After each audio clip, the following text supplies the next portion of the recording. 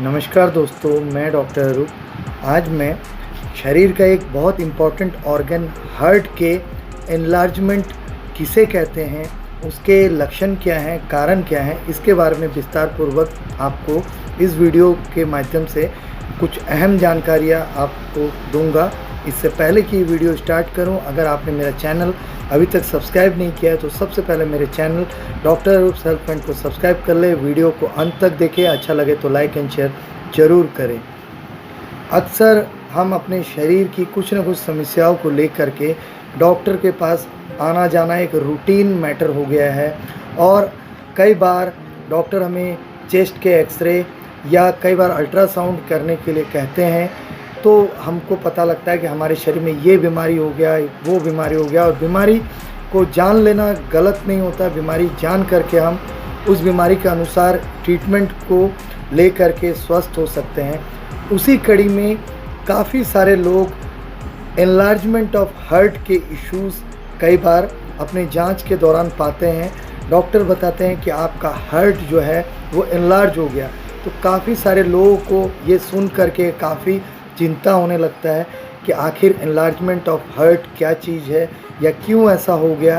तो मैं ये सोच रहा हूँ कि आज आपको बता ही दूँ कि एनलार्जमेंट ऑफ हार्ट कोई ऐसी गंभीर बीमारी अपने आप में नहीं है, लेकिन एनलार्जमेंट ऑफ हार्ट, जिसे मेडिकल टर्म में कार्डियोमेगाली कहते हैं, ये आम तौर पे दूसरी बीमारियों के कंडीशन या लक्षण के रूप में भी आपको पता लग सकता है। अगर हम इसके सिम्टम्स के बारे में बात करें तो जब भी हार्ट बड़ा हो जाता है, एनलार्ज हो जाता है, तो बहुत सारे लोगों को कुछ भी लक्षण नहीं रहते।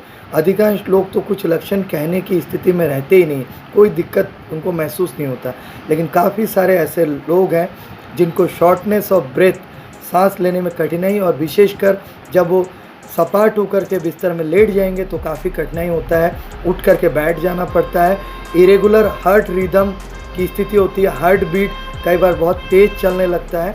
इरेगुलर हार्ट रिदम में, जिसे हम एरिथमिया कहते हैं, उस प्रकार के लक्षण पैदा हो सकते हैं। इसके साथ साथ बहुत सारे लोगों में पैर में एडिमा, सूजन हो सकता है, और पेट में भी सूजन दिखाई दे सकता है, स्वेलिंग दिखाई दे सकता है।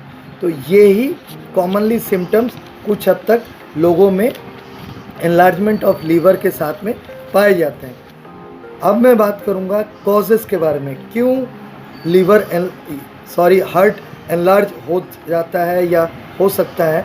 इसके पीछे के कारण अगर बात करें तो कई बार हार्ट के मसल्स के डैमेज होने की वजह से भी हार्ट जो है वो एनलार्ज हो सकता है। प्रेगनेंसी की स्थिति में हार्ट को ज़्यादा पंप करने की वजह से कई बार जो हार्ट है वो एनलार्ज हो सकता है। कई बार कॉन्जेनिटल हार्ट डिजीज़, मतलब बाय बर्थ हार्ट की बीमारी के वजह से भी कई बार एनलार्जमेंट ऑफ हार्ट हो सकता है, कार्डियोमेगाली हो सकता है। हार्ट अटैक के बाद भी हार्ट मसल्स डैमेज हो जाए या चोट ग्रसित हो जाए, तब भी जो है एनलार्जमेंट ऑफ हार्ट हो सकता है। कई बार हार्ट के अंदर में सैक जो है, थैली जो है, उसमें फ्लूइड्स डिपॉजिट होकर के भी एनलार्जमेंट ऑफ हार्ट हो सकता है।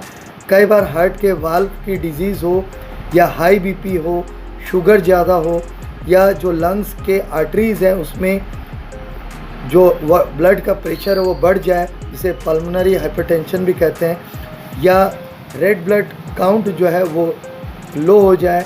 कई बार थायराइड डिजीज़ के वजह से, कई बार ब्लड में कॉपर की मात्रा बढ़ जाने के वजह से, और कई बार टू मच शरीर में बहुत ज़्यादा क्वांटिटी में आयरन का डिपॉजिट हो जाए शरीर में, या कई एरोबिक एक्सरसाइजेस से, और कई बार फैट्स के डिपॉजिट से हार्ट एनलार्ज हो सकता है। जिनको भी हार्ट एनलार्जमेंट जैसी स्थितियां का पता लगता है उनको घबराने की ज़रूरत नहीं है, उचित जांच करवाएं। अगर आपके परिवार में कोई भी हार्ट के रिलेटेड डिजीज़ वाले पेशेंट है तो आप थोड़े से पहले से जागरूक रहना चाहिए।